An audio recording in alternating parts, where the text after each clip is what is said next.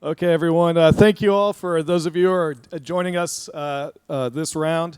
We just had an incredible presentation by some real giants of conservation in the state of Texas, and we're fortunate that we get round two because I'm up here with an impressive array of conservation experts.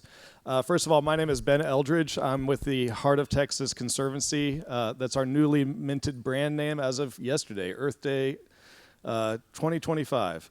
I run a land trust, sort of like some of the folks on the previous panel, Mary Ann and Chad, and man, I'm blanking on his name. But anyway, so I wanted to introduce our panelists today. We've got Pat Murray to my right. He's with the Coastal Conservation Association.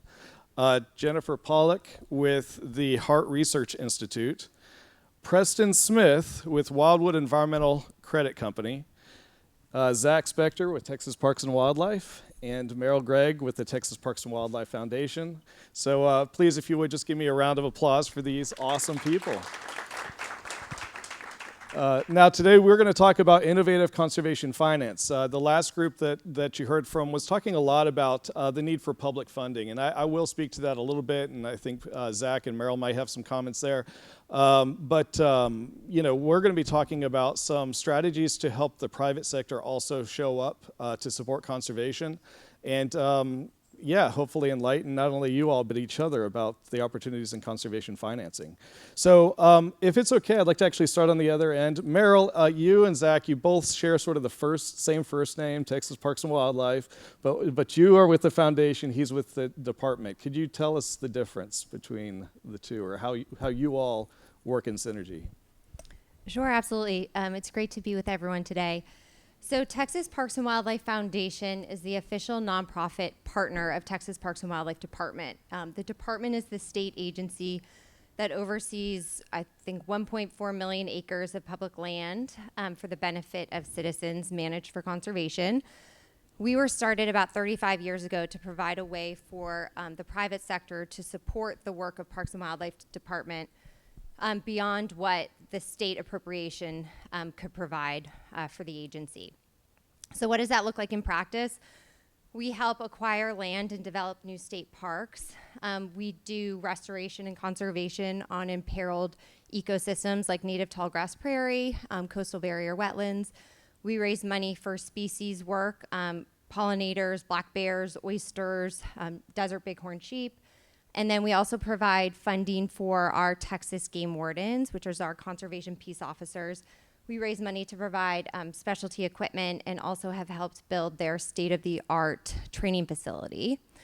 Our mission is to support the work of Parks and Wildlife Department, so oftentimes that means we partner with other organizations to help the work of the agency. So, many of the groups that were on the panel, the Land Trust Community, CCA, Coastal Conservation Association, the Gulf Trust, we partner with dozens of groups across the state to support their specialized work to enhance the mission of the department. All right, very good. Well, I just wanted to make sure that was clear because a lot of people are often confused by that. What's the difference? Yes, we do have people show up at our office to register their boats, and we have to redirect them sometimes. Well, I want to make this a conversation for sure, but I'm going to go ahead and kick this off with a core question, and that is, please tell us about the most innovative and exciting project that you and your organization are working on. So let's go to the pinnacle. What's the really cool project you're working on? You want to take the lead here, Pat? Sure. Happy to. Hold on. Are we on? I think I'm on. Yeah. I got a good one actually, and I've been fortunate through Coastal Conservation Association and our Building Conservation Trust, our Marine Habitat Program, to be a part of some amazing ones. I've been doing this for 29 years. And this is the most innovative I've seen in a couple of ways. So it's a project on Galveston Island, and it's related to the state park there, which is one of the most trafficked coastal state parks in the state. And so it's on the northern face of Galveston Island in the marsh, which is greatly diminished due to waves action, urbanization, all the things we know on the coast. And I could talk for hours about it, so I'll put it really in a nutshell in terms of the tactical part of it. So there's a area of it, the key cove in it, that has had greatly diminished marsh. The seagrasses are dead. There's really not any oyster growth. And it's because of a berm that got destroyed. So it was protecting that whole area. And long story short, we tried to come up with a project. It was actually during the centennial. It took us about a year and a half to come up with one. But ultimately, and this is really gets interesting, turns out about 15 miles north, there is a scuttled U.S. military base that was called Camp Wallace. During World War II, believe it or not, there were 10,000 troops there. They actually had German POWs. They did anti-aircraft testing. And this is just a few miles basically south of Houston and north of Galveston. And can you imagine what those German POWs thought of all of that marsh, mosquitoes, heat? Anyway, but along the way, they decided to build these buildings. And so what do you do with buildings back then? But you got to have a good foundation. Where do you get the foundation? You get it from the bay. And so the foundations on these buildings were made of oysters. And these oysters were harvested from Galveston Bay. Well, that's the very oysters, 35,000 cubic yards of them, that we are going to go excavate and move down to the coast and build a living shoreline that will then start to grow oysters, restore seagrasses, and protect marshes. Okay, so you say that's pretty amazing. And then on top of it, you're going to restore the coastal prairie grass where those oysters were.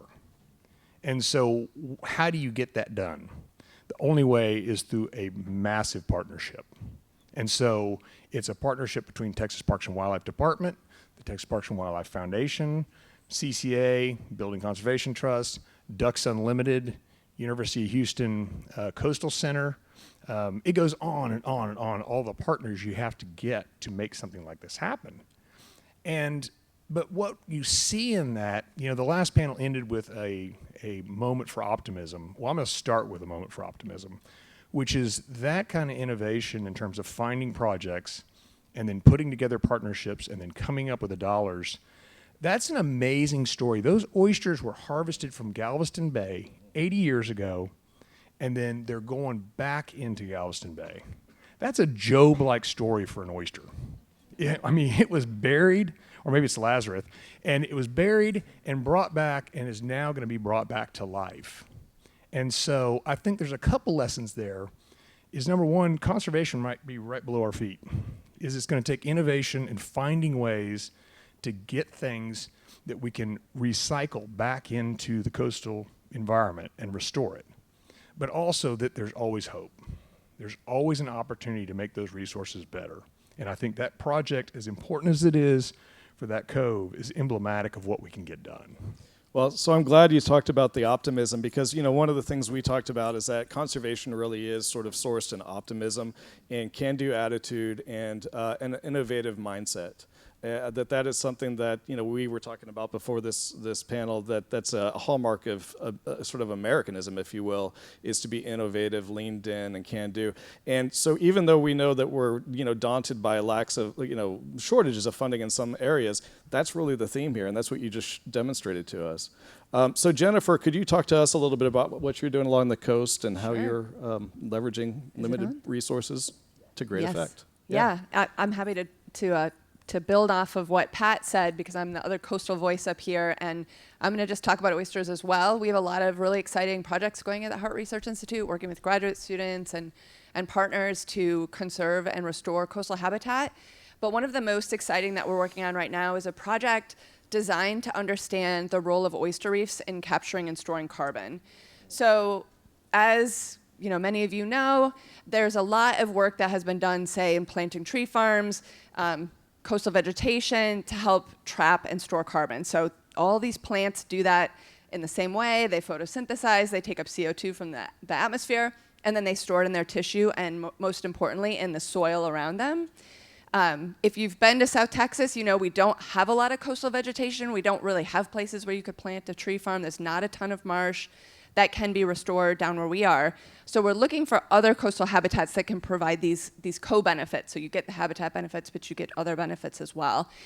And even though oysters aren't plants, what we know is that oysters filter enormous amounts of plant material out of the water. So you may have heard this statistic that an adult oyster, one oyster can filter 50 gallons of water a day. So if you have an oyster reef, a healthy oyster reef, you're talking about thousands and thousands of gallons of water that they're clearing of the tiny phytoplankton and the plant material that are in the bay that have captured that carbon already from the atmosphere, and they're transferring it to the sediments around them.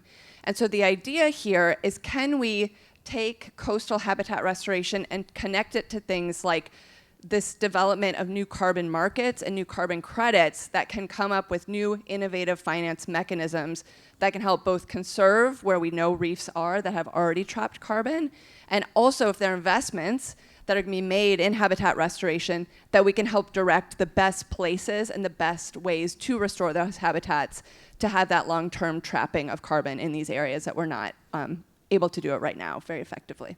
That's very cool. Let's hand it over to Preston. So Preston, you know, some of us, I guess, work for the state or various not-for-profits, but you're the one who's generating profit while doing restoration. Can you tell us the secret sauce of your business? Capitalism. There we go. No, we do sit in a unique spot in the conservation world in that we are a for-profit restoration company. And so things that are exciting and innovative on where I sit really are the diversity of the ecosystems that we get to work in. So we get to work on the coast, Katy Prairie, Blackland Prairie, Piney Woods of East Texas, and we get to do it at a pretty unique scale. So we've got a project that comes to mind, Piney Woods Mitigation Bank. It is 20,000 acres under conservation easement. It's been undergoing restoration of the bottomland hardwoods there for going on 15 years, 17 years, I think, actually. And that's a really fun scale to get to work at. Most recently, we completed the largest privately funded stream restoration project in the state of Texas. We did a little over 16 miles of stream restoration here in the Blackland Prairie, just north of Dallas. Took out the first state-regulated dam for conservation. I think that was a pretty fun project. And really, it's in this kind of for-profit mechanism that we have to be innovative and creative in how we approach conservation, which is continually driving the way we look at projects and how we can do restoration. Okay, that's a great tee-up. We're going to come back to you, and I want you to talk about how the actual business model works, because I do want folks to understand how your world functions, and ideally also get inspired by what any of us says up on the stage, and maybe takes action that's parallel or complementary. Hey, Zach, you're the one over there sitting on top of a big pool of government money. How did that happen, and what's happening with that money? Yeah, thank you. That's a funny way to phrase that. So I work at Texas Parks and Wildlife Department, your state agency. Our mission is to manage and conserve the natural and cultural resources of Texas, to provide hunting and fishing and other recreational opportunities for the use and enjoyment of present and future generations. I had to write that down because I don't know my own mission statement. We've got 13 different divisions, 3,200 staff. We manage 1.4 million acres of land that we own and hundreds of thousands of additional acres of land that we partner with private landowners on. And of our 13 divisions, that gives us an opportunity to play in a bunch of different sandboxes. That's coastal fisheries, partnering with CCA and Harte Research Institute on oyster restoration. That is the wildlife division partnering with Preston or Merrill on habitat projects. And state parks, of course, is what we're very excited to talk about today. And so there's two things that have really changed the game for Texas Parks and Wildlife. And I'm really excited to be up on stage with these folks because as a state agency, we're big. We're a little bit hamstrung in some of the things we can legally do. We're not able to be quite as innovative, or at least not quite as fast as our private partners up here. And so folks in the room, folks on the stage with me, our partnerships with these folks are really, really critical to making us successful. And we are lucky to have such good partners across the state to work with. So to answer your question, there are really two big things that happened in Texas in the last 7 or 8 years. In 2019, there was a referendum overwhelmingly passed by the citizens of Texas to allocate and fully dedicate the tax on sporting goods. So you go and you buy a tennis racket, and there's a tax on that. Well, that tax, now 93% of it comes to Texas Parks and Wildlife, to State Parks Division specifically. And last biennium, that was roughly $400 million. It's a small tax for your average citizen to pay that already existed, but the legislature wasn't necessarily appropriating all of that money to us. The citizens decided that what needed to change. There was a ballot initiative, and well over 70% of Texans supported that. What that allows state parks to do is to go out and buy land to make new state parks, to add on to state parks, and importantly, to help manage those state parks. We have hundreds of millions of dollars of deferred maintenance and annual maintenance obligations. But for that resource, maybe your state park bathroom isn't working as well as you would like it to, or a boardwalk gets wiped out by a hurricane or something like that. And so that's been a huge, huge opportunity for us to make sure that we're adding to the conservation lands and the public recreation lands. I think we had nearly 10 million visitors in Texas state parks last year. That's a huge opportunity for folks to get outside, to rejuvenate their soul, their spirit, get some exercise, breathe some fresh air. More recently, in November of 2023, there was a second referendum that was also overwhelmingly passed by the citizens of Texas. Again, well over 70%. And if you hear both of those numbers, imagine getting 70% of United States citizens or Texans to agree on anything. It's hard, but they agree on conservation, they agree on state parks, they agree on natural resource protection. That conservation is an issue that brings people together instead of dividing them. And so in November 2023, the Centennial Parks Conservation Fund was created. It's managed as an endowment. It's $1 billion with a B dollars. And what the Centennial Fund is giving us the opportunity to do is to buy new land, to make new state parks, and to actually be able to pay to develop those state parks. So over the last year and change, we've been trying to put that to work. So we've closed on several properties. We're going to be opening several new state parks over the next 4 to 5 years, and our expectation is over the next 10 years, we're going to have 10 new state parks open for the citizens of Texas. Right on. That's very exciting, and very, very badly needed in such a rapidly growing state as well. I was thinking about the comment earlier about how we need open space for our state of mind, for our psychological well-being, and I got to say bravo to the state of Texas for leaning in and helping provide that open space access. Merrill, you, I know, even though you guys are sort of founded to support parks and wildlife, you also do a lot of great work to support other organizations. And we had spoken about a program-related investment solution that you all have developed at the Texas Parks and Wildlife Foundation. Can you explain what the purpose of that is and how it manifests really in the real world with some examples? Sure, absolutely. So I want to bring us back to 2010, which feels like a lifetime ago, but that was when the Deepwater Horizon oil spill happened in the Gulf, which was obviously a terrible environmental tragedy. Taken years to obviously clean up, but out of that was an opportunity for some actually pretty incredible conservation and restoration projects to get completed, because there were significant criminal and civil penalties that were required to be paid on the back of that, which were managed both in a combination of ways, some by the state and some by a new federal agency called the Restore Council. So, it took a couple of years for the settlement to be finalized, but in about 2015, the conservation community in Texas really started to organize around what were priority projects that they wanted to get done using some of this settlement funding from the Deepwater Horizon oil spill.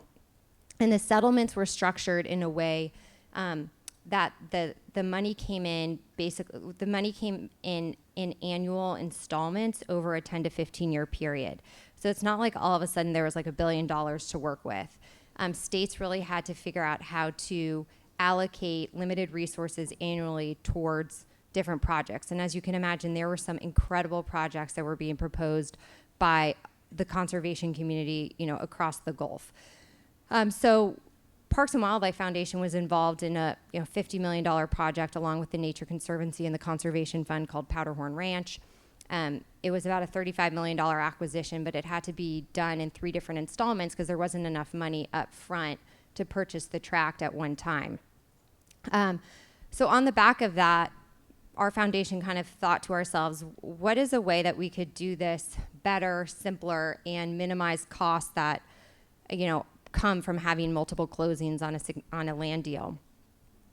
Land deals are often seller driven, they're time sensitive. A seller might want their property to go to conservation, but they're not willing to wait 3 or 4 years for grant funds to accumulate that would be enough to buy whatever property it is, especially when we all know that the best conservation happens at scale. And so you want to go after the biggest properties possible, not just do a bunch of smaller, 200-acre properties, if you have the opportunity. So we did a lot of education with our private philanthropy partners, foundations, as well as some high net worth individuals about lending us money at a concessionary rate through, at least in the foundation world, what's called a program-related investment. So it's basically a way for a private foundation to lend money to nonprofits, at 0% or a concessionary rate that is used towards a mission-oriented project.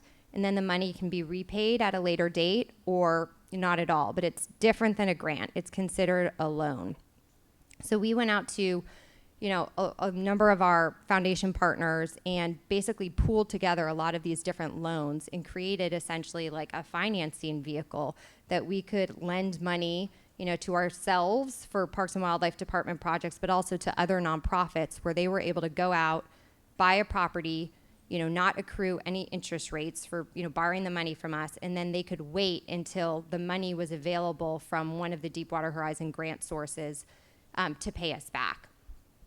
So, this was a very innovative model because it essentially allowed economy of scale, for a lot of different funders to come together and be a part of something bigger. It allowed funders' money to be recycled multiple times into different projects across the state. We started focused on the Gulf because that's where a lot of the projects happened, in the 2017 to 2021 timeframe with Deepwater Horizon, but now as the state park centennial money is available, there's land acquisitions happening across the state and also with other partners that we've lent money to. Most recently, we partnered with the Houston Area Foundation and lent about $3 million to the Armand Bayou Nature Center for a very neat project they did where they bought about 1,100 acres from ExxonMobil. That was no longer being used. ExxonMobil did a bargain sale, so, provide a concessionary purchase price to this nonprofit. The nonprofit worked with private foundation partners. They got public money from the county, and then they also got some money from the Restore Council, but the Restore money wasn't going to be able to come in time for the closing. Exxon needed to get it off its books by the end of 2024. So we gave $1.5 million along with another foundation for $3 million that allowed the closing to happen, and then we got repaid, quickly thereafter. So, we think this is a super innovative model. We've done 9 land transactions to date using this, what we call our land conservation loan fund. We've saved hundreds of thousands of dollars worth of interest costs that, nonprofits would have had to raise if they were just borrowing money from, commercial source. But most importantly for us, we've allowed big deals to move forward where they might not have if this money wasn't available. So, we've lent money towards purchasing in holdings at state parks that would have been converted to non-conservation uses like high-density residential housing. We've bought property adjacent to wildlife management areas in East Texas.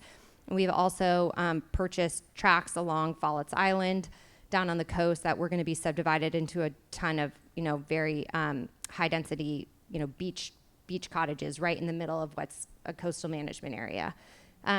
So, we're super excited about it. As I said, we partner with a lot of different groups. We don't just work for Texas Parks and Wildlife Department. We feel like this is a way that we can try to, raise all ships in the conservation community by helping essentially be a low-cost banker.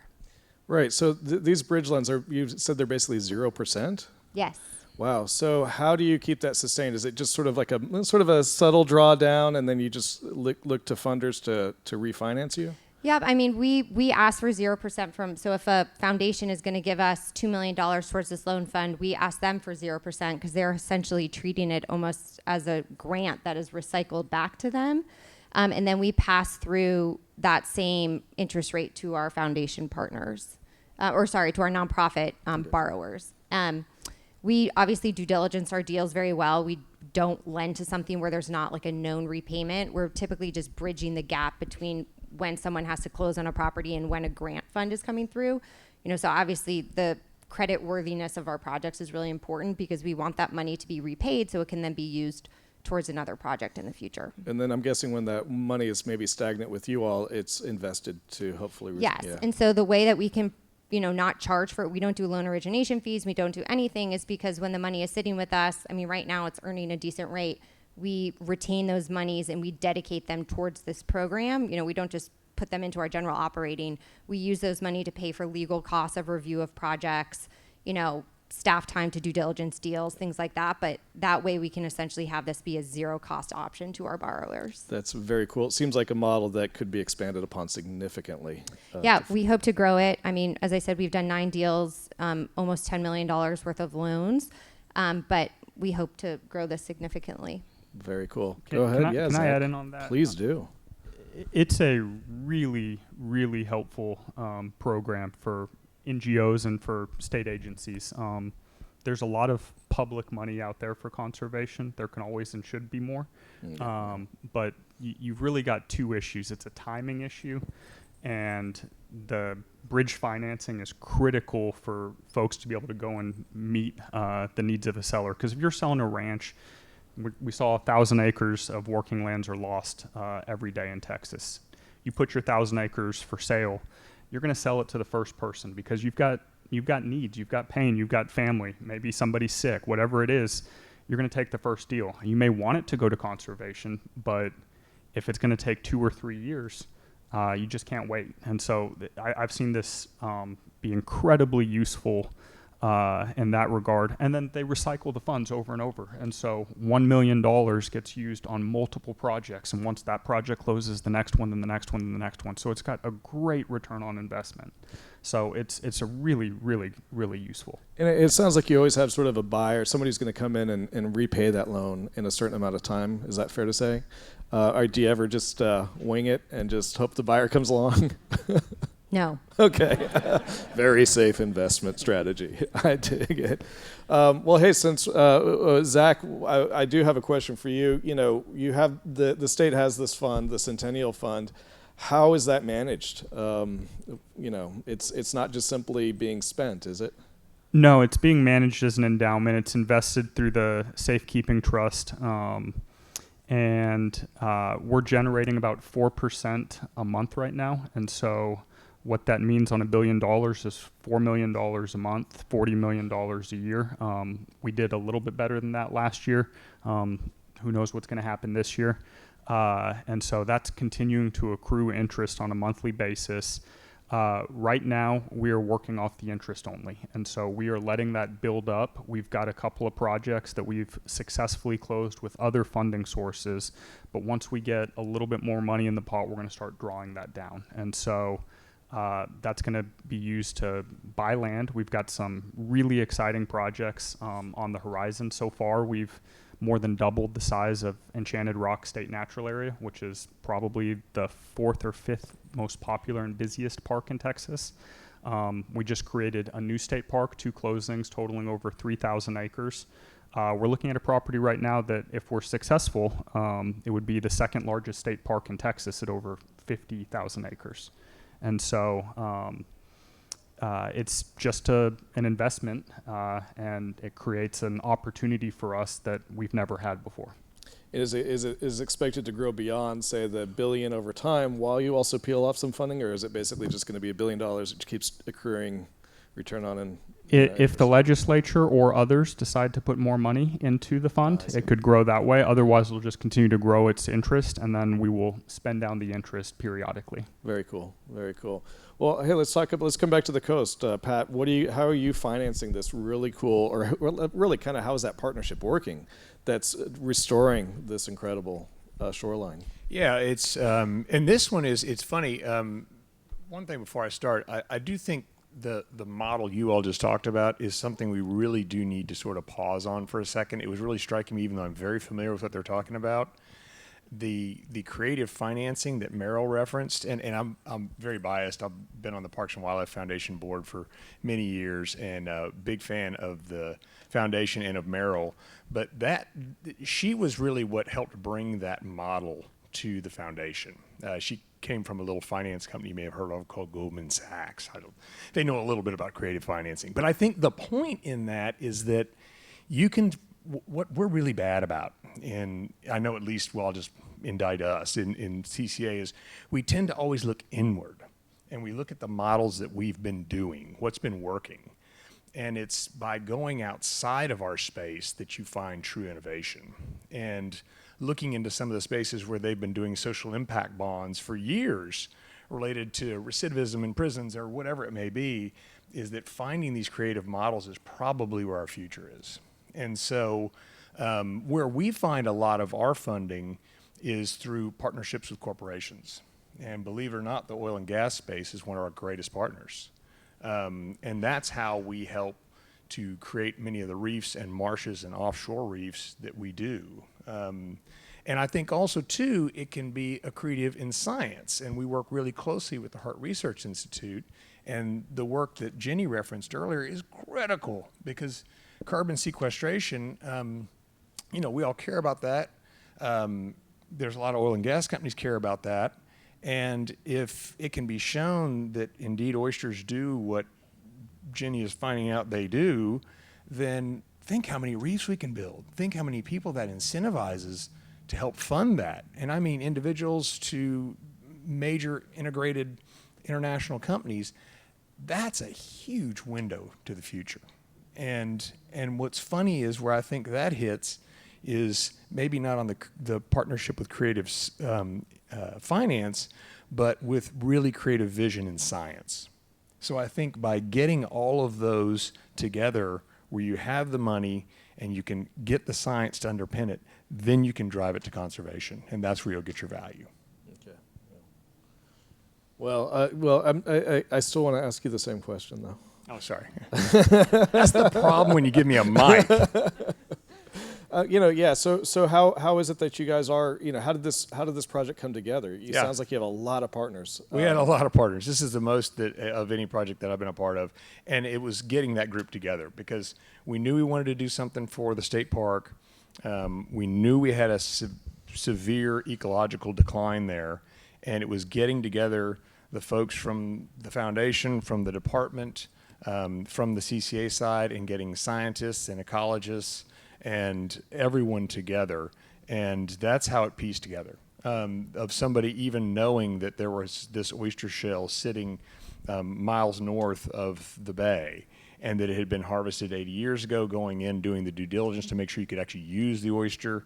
It was through this big, diverse partnership that it came. Wow. And and then the longer the group stayed together, the bigger the funding got, because then that's how to excavate the shell, we had to restore the coastal grasses that would have been there were that not destroyed by that military base. And so it was through the work and funding of the foundation, as well as some partnerships with Ducks Unlimited, University of Houston Coastal Center, and lo and behold, this whole thing starts to come together. And it may even get bigger. Who knows? There's an awful lot of shell there, and we could restore a lot of that shoreline if we keep going. That's very cool. That's very cool. And then Jennifer, when we spoke prior to this this panel, you had said that you see a lot of opportunity for the private sector to engage in financing projects. Can you speak to that and tell us how it's also playing out in your world? Sure. So, being an academic institution, a lot of the bread and butter funding that we have gotten over the years is coming from federal agencies, state agencies. Obviously, we're in a really uncertain, precarious state in terms of how that will continue into the future. So we're always looking for creative ways to raise funds, and one of the ways that we do that is just by showing the value added for the different groups, especially in the private sector. So we weave a lot of types of funding together. We've partnered with Texas Parks and Wildlife a lot. We've partnered with CCA a lot. But oil and gas, again, is another big contributor to the work that we do, incredibly supportive of conservation work along the coast. One of the things that we really think is helping and will continue to help is that industry and corporations really start to make conservation part of their core strategy and not just sort of a charity where they're going to take money and put it towards something at the end of the year, but building around that. So for example, a small scale example of that is working with restaurants. So we have an oyster shell recycling program for exactly the reason that Pat was talking about, which is that it's incredibly expensive to rebuild oyster reefs once they're gone. One of the biggest costs is the material. So when you're going to rebuild an oyster reef in Texas, we're fortunate that there are enough oysters out there that are going to reproduce and have baby oysters, but they need something to attach to. When that reef structure is gone, we need to put something back on the bay bottom for them as that fundamental building block. The natural material is oyster shells. And so the best way that we have found to do that is to partner with restaurants who are, instead of taking their shells and putting them into the landfill, which they don't love doing either because it's expensive for them to haul it away, costs a lot by weight, by volume, we can intercept those shells, stockpile them, and then put them out into the right places at the right times to rebuild reefs. And so these restaurants, we have over a dozen now in the Coastal Bend area, and now we've expanded to seafood festivals and oyster farmers, who you all should be supporting because they're doing a wonderful job on the conservation side as well, is helping those restaurants really build around that concept of conservation as something that they can then teach each of the people who come into their restaurants. And then I'll tell you one more thing that I will give a caveat that I know very little about, but I have started to hear about this more and more, and maybe this is something that Parks and Wildlife folks can talk about, or even you, Preston, is this idea of resilience bonds.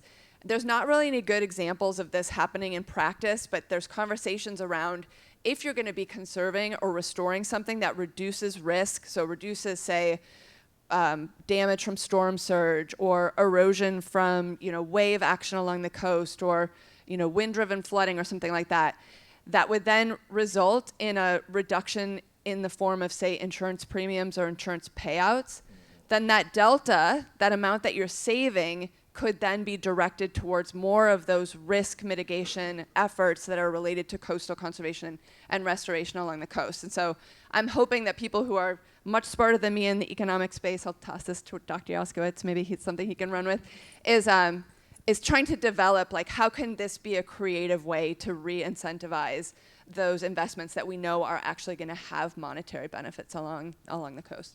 Right on. Okay. Well, so Preston, let's talk about your model. How is it that you're applying capitalism to conservation? So in short, we take venture capital and we look for market incentives for restoration. And that historically has come from the federal government. So we see a lot of the programs under the Clean Water Act, Endangered Species Act, that provide guardrails and frameworks for these markets that make that space investable for us. And so it sounds bad to talk about commoditizing natural resources in a lot of ways, but that's what we look at. Is we look at wetlands, streams, endangered species habitat, what becomes investable, and how we can generate not a return on conservation, but also a return on investment in those projects, whereby we are actually creating large-scale restoration. And so that's really the basis of it, is that there are requirements for offsets for impactors. If you're going to go develop anything that has a wetland or stream impact, you're required under these federal laws to provide offsets. And it's a lot more efficient, typically more cost effective for private companies like Wildwood to go do that than let, say, Walmart or Exxon or TxDOT try to go do it themselves. And then we're able to aggregate a lot of those impacts at a single site to do this at scale.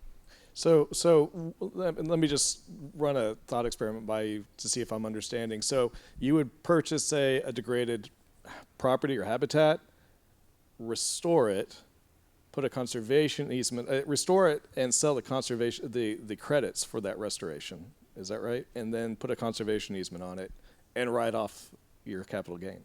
Unfortunately, because we don't get the tax benefits. Because the conservation easement is a catalyst to generate these environmental credits, these commodities that we go on and sell, we don't get to double dip the benefit. I dig it. But we do get to generate a return from those acres that allows us to pay for the restoration, pay for that investment, make a return on investment, and then get to go do more of that conservation work. And do you see that market increasing over time, or yeah? It's a very interesting time to be in this market because we're seeing a lot of shifts in federal policy. And me as an eternal optimist, I see this as a really unique opportunity for what I've talked about with others as environmental federalism, right? Yeah. Texas is an amazing state. A lot of pride in our resources. It's shocking to me as a Texan that we have largely shipped those protections out to the federal agencies. And now we're seeing those shrink, and an opportunity in my mind for people in this room to be thinking about how can Texas signal that we want investment in conservation, that we want to stand up these markets that not only allow for investment in our resources, but deter impacts. Because without a economic value to these resources, economics would suggest they're just going to be consumed. Yeah, okay. So let me pivot back to kind of what Jennifer was saying. She was talking about, or actually also what you were saying, commoditizing nature. And, one of the things we've been talking about in the Hill Country a lot lately is natural infrastructure. Really viewing nature not as nature just for nature's sake, but also, frankly, as a benefit to humanity. I'm just curious, across this panel, what are people's thoughts about that approach? Does it feel unrighteous, or does it seem justified, or are there, is it a slippery slope? What are your thoughts on that? It's a philosophical question. Yeah. Do you want me to go first? Yeah, you go first. You guys want me to go first? I think when we've looked at the work we do in the compensatory markets, the regulated markets, there's a direct framework on here's the value of conservation, right? I can make an economic decision. Is it worth it to bulldoze this stream, or do I want to avoid and minimize my impacts because there's an actual tangible cost to it? I think in the last number of years, we've seen a lot of consumer sentiment, investor sentiment drive these ESG markets where we're seeing a lot of voluntary conservation. And so I think culturally the tailwinds are behind us, right? There's a lot of opportunity out there to start thinking about corporate responsibility and how we look at nature-based solutions, not only to reduce, reuse, recycle, but also think about long-term benefits in our environments. I couldn't agree more. And I think you're exactly right. And I think it's one of the points that was embedded in some of what Jenny said, which was education has been such a key. I can think back to sitting at an oyster bar 10 years ago or 20 years ago. Someone never asked, do you recycle your shells? They'd look at them like they were a Martian. And now that's a common question. People actually put it on their menu so they can show that they're part of the Sink Your Shucks program. And I think that's it. I think that's what's helping drive it, is that there's nothing more powerful than grassroots. And I think one of our keys that we all need to think about is how do we better drive these messages back to our grassroots, which can be our friends around us, can be organizations, NGOs that are member-based, whatever it is, big institutions, all of it, because when it drives from the grassroots, it moves policy. And when you move policy, you make a difference. So I think that is a big piece of the future. Fair enough, Zach. So on the question of are we commoditizing nature, and is that a net positive? I think that's the future of conservation. We've talked about resiliency bonds. We've talked about looking outside of our sandbox to see what other folks are thinking about. For the history of the United States, if you cut a tree down, you sell the tree, you make money. You're incented to cut trees down, to straighten streams, to take oysters. And so with some of these federal regulations that have created new marketplaces in groups like Preston and Wildwood, that they are finding economic reasons to do the opposite, to plant a tree, to re-meander a stream. And if we want to have any, state agencies, the previous panel said it, we can't buy and manage 50 million acres in Texas. But groups that are doing restoration work and making money doing it, it's going to create jobs in the woods. It's going to create good habitat benefits, and it's going to make money for local communities and firms, and it's going to get other people into that space. So I think it's incredibly positive, and just another part of the puzzle. Can I add something to that real quick? I mean, I think what's incredible is the opportunity for conservation to happen at all levels, right? Grassroots, nonprofit, for-profit, government, because it takes all of those avenues to encourage and incentivize compliance. And that's our biggest threat is what's the value of land subdivided versus not? What's the value of playing by the rules versus not? And that's where we see the biggest losses. And so the more people and players and entities and forms of conservation we can put out on the ground, the more likely we're to see that adopted. Yeah, I was just going to mention Parks and Wildlife Foundation has helped fund a study. We raised the money to help co-fund a study that Preston made us aware of, just about the economic impact of the restoration economy in Texas, as well as I think 7 or 8 other states. It's coming out of UNC by an economist there, and I think that'll be very interesting as a way to educate our state representatives just about how important the restoration economy is here in Texas. I mean, we obviously all see the impact of development, but I think what's been lesser quantified is, the response to that, which is the restoration economy, the jobs that are created, the impact to, local communities, all the recreational benefits that these restored areas provide. There's been some interesting case studies in other states about some of the stream restoration happening within state parks, where they've gone into state parks, and it's basically a way to bring private money into improving natural resources on publicly held land, which I think is very neat and something I'd love to explore here in Texas. But I think that study is going to be forthcoming in the fall. But I think if you can't quantify it, you can't value it, and if you can't value it, you can't persuade people to protect it. So, we work in philanthropy, and we understand that there's a limited amount of money that people are just able to give away towards these purposes. So we all have to be more creative about, pulling all the levers at our disposal to get conservation at scale accomplished. I'll just add one more thing to what Merrill said, which I think is super important on from where we come from on the restoration side as well, is that if you can't value it, it's also very difficult after a disaster happens to get those funds to come back in and rebuild. So if we only think that, I'll just go back to oysters, but it really applies to any of the habitats people are talking about. If they only provide one function, and maybe that's, the forest, the harvesting benefit, or the oysters that are taken from the bays for food, for example, if that's the only dollar value we have, and you have a wildfire sweep through or hurricane come through, you only get this fraction of the amount of money needed to bring those habitats back to their healthy state.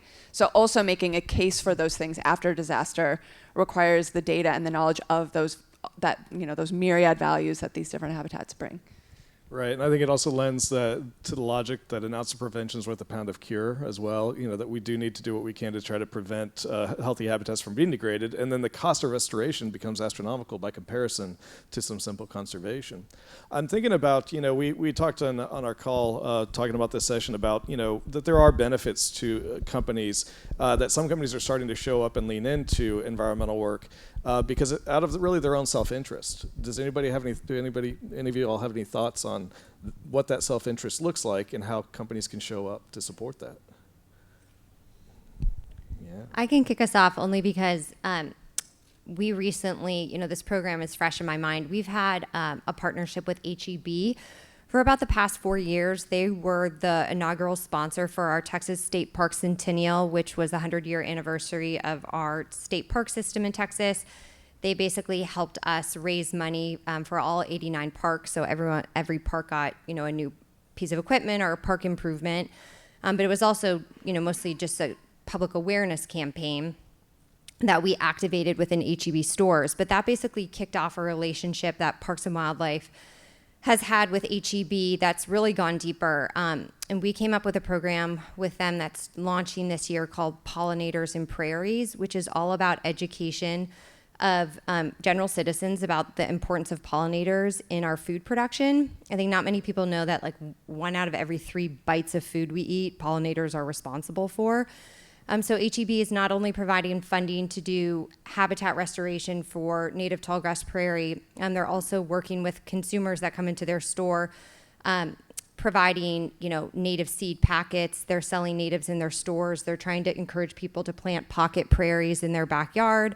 And they're doing a lot of education about how food production is intrinsically tied in with healthy pollinator population. There's going to be an app available that we're producing, along with HEB to kind of tell people in different areas of Texas, what they should be planting. I think it's just an example of how, look, HEB wants people in their stores buying product, right? I mean, that's obviously a self-evident. But I think they're taking it a step further by understanding, like, they want to support Texas farms and ranches. They buy a lot of their products within the state of Texas.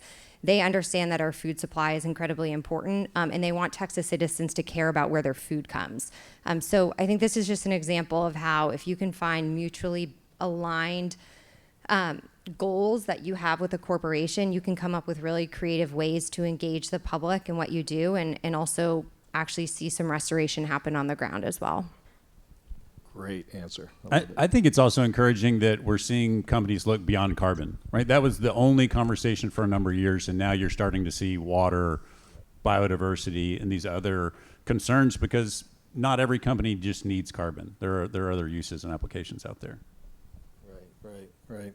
Yeah, we also talked about quality of life enhancement as well, that some companies are coming in and they're saying, wait a minute, we see that if we enhance this environment and create opportunities for our employees to go out and enjoy the natural world, that also acts as a lure for talent to come to those companies. Do any of you all see that play out in your realms at all? Oh, for sure I do. A lot of the oil and gas companies, for example, that we work with, that's exactly what they're doing. I mean, they want reefs in areas that their employees can access, which is wonderful, because in general, those areas are the same ones that the general public are in as well. Yeah. And so they want them there so they can be utilized. And it kind of gets back to the underpinning of all of this, which to me is the importance of conferences like this, and that what Pam and Will organize doing this is that it comes down to getting this in front of the public, because most people get it. Yeah. And no matter what the collective conservation work that all of the organizations we work for do, that still is outstripped by what can be done. And that's about education. Love that plug. So here's my kind of closing question, if you will, is, how can the public also get more involved in supporting your efforts, your organization's efforts? I ask this question because it seems to me that, there's always, okay, come and give to my organization. I get that, right? But I also feel like sometimes the public doesn't quite understand the value of what you offer, and also, frankly, that there are some innovative ways that they can plug their funds in, so that it's not just, here's some money for your operations, but here's some funds to go to a deliberate outcome. Anybody have any thoughts in that regard? I think, coming from someone that's not asking anything of the public, for our company specifically, we work with venture capital, and we're always looking for like-minded partners and landowners. I think it goes back to what we've kind of touched at, is we need to be active on the policy level, especially here locally in Texas. And, Texans for Texas resources. Like, we need to take control of our resources, and we need to demand that out of our politicians. And I think a lot of that starts, I'm not going to butcher the quote that Marianne threw out last session, but you want to protect and fight for what you know and love. And so one thing people can do is they can go visit a state park. They can go for a hike. They can meet their game wardens. They can buy a hunting or fishing license.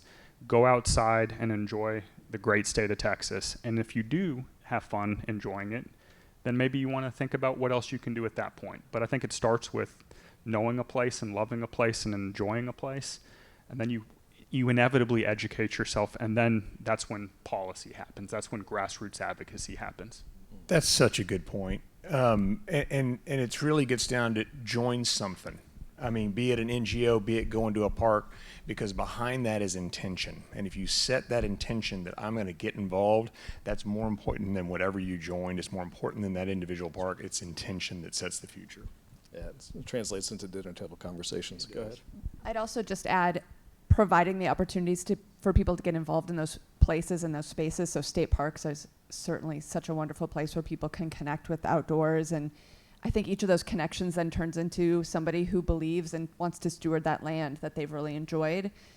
For us, as an educational institution, we're trying to do the same thing with getting folks out to the coast to participate in habitat restoration events, whether those are school groups or actually we get lots of winter Texans, which is even more wonderful, right? Because then they're taking that information outside of Texas and being able to share the importance of these habitats here.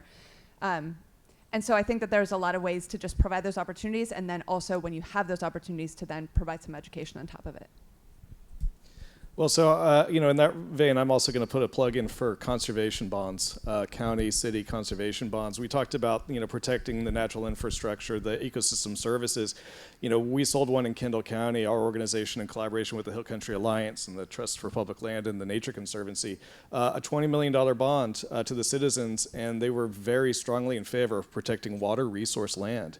And, on the one hand, I'd really love for the state to put forth $1 billion that can support conservation easements, but Kendall County is leveraging this $20 million, very well in my view. Of course, they'll eventually spend a lot on a park, but man, they're helping people close easements left and right. And I find myself thinking that any community can do this. In Kendall County, we're a very conservative community, and it passed by 67% of the vote.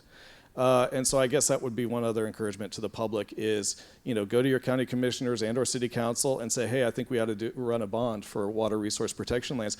And then get with any major organization, but certainly my organization, the Harte Texas Conservancy, the Hill Country Alliance, Trust for Public Land, et cetera. We're all there to coach and encourage that along. We want to see essentially a microfinance at a community level through these bonds, and I think we can make immense change. We just talked about that. Marianne mentioned like $20-something million for the Gulf Coast region. Are you kidding me? Harris County can generate way more than that. Hayes County did $75 million. We can also show up in that regard. So thank you to all of you. You guys are doing incredible work. Folks, please give these folks a round of applause.